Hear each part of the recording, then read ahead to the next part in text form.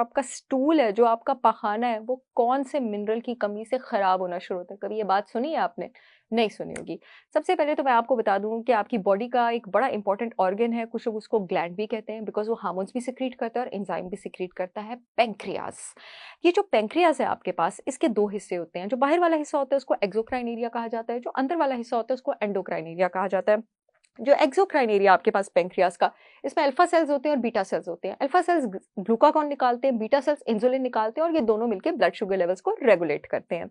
जो आपके पास एंडोक्राइन हिस्सा होता है, एंडोक्राइन में आपके पास कार्बोहाइड्रेट को डाइजेस्ट करने वाले एंजाइम निकलते हैं, खाने में प्रोटीन को डाइजेस्ट करने वाले एंजाइम निकलते हैं, आपके पास फैट को डाइजेस्ट करने वाले एंजाइम निकलते हैं आपके पास। और ये एक्सोक्राइन और एंडोक्राइन एरिया दोनों के फंक्शंस को जो मिनरल सबसे ज्यादा रेगुलेट करता है, ये वो ही मिनरल है जो जिस्म में 1000 फंक्शन कंट्रोल करता है, 300 से ज्यादा एंजाइम कंट्रोल करता है, और वो है आपके पास जिंक। अगर आपके पास जिंक की कमी होगी तो सबसे पहले आपके पास जो ऑर्गन इफेक्ट होगा वो पेंक्रियास इफेक्ट होगा, और इससे आपका पखाना और स्टूल क्यों इफेक्ट होगा? इसलिए इफेक्ट होगा आपके पास कि आपके पास कार्बोहाइड्रेट, आपके पास जो जिसमें खाने की डाइजेशन होती है ना, जो 90% डाइजेशन होती है वो आपके पास छोटी आंत में होती है।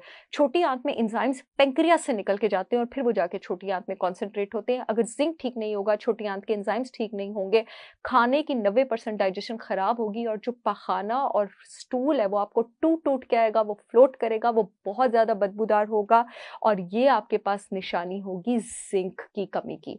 इसके ट्रीटमेंट के लिए लोग जंप करते हैं मेरी वीडियोस देख देख के भी डायरेक्ट मल्टा एंजाइम्स की तरफ, लेकिन आपने इसके ट्रीटमेंट के लिए खाली मल्टा एंजाइम्स नहीं लेने होते। इसके ट्रीटमेंट के लिए आपने साथ जिंक सप्लीमेंट भी स्टार्ट करना होता है। और कौन सा जिंक सप्लीमेंट स्टार्ट करना होता है? आपने जिंक कार्नोसिन स्टार्ट करना होता है 15 मिलीग्राम से 50 मिलीग्राम की डोज में, या डेली एम्प्टी स्टमक या खाने के 2 घंटे बाद।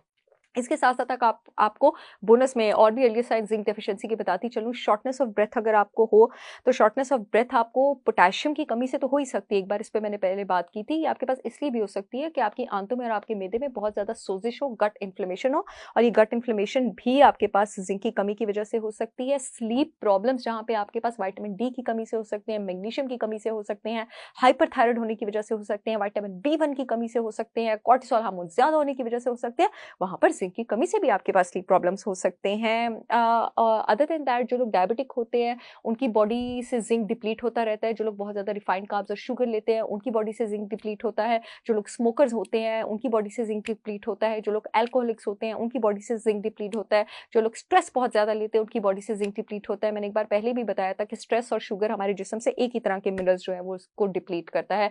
जिन लोगों को इन्फेक्शन या बीमारियां बार बार होती हैं वो होती भी इस वजह से है कि उनके जिस्म में जिंक कम होता है, और जब होती है तो जिंक और ज्यादा कम होता है। आपको समझ आई इस बात की? इसलिए कोविड के बाद बहुत सारे लोगों को जिंक की कमी हो गई थी और उनका जायका और उनकी जो सेंस ऑफ स्मेल है वो उड़ गई थी, क्योंकि जो आपका जिंक है वो जायका और सेंस ऑफ स्मेल को कंट्रोल करता है। एंड में मैं आप लोगों को बताती चलूं कि मेरी ब्रांड होलिस्टिक विजडम बाय सार चावला ने पाकिस्तान के बेहतरीन 100% ऑर्गेनिक प्रोडक्ट्स लॉन्च किए हैं। देसी घी से लेके शहद से लेके कोलेस्ट्रॉल, डायबिटीज, वजन को कंट्रोल करने से लेके केमिकल फ्री शैम्पू और ऑयल से लेके जिस्म के पेन कंट्रोल करने से लेके स्टीविया तक।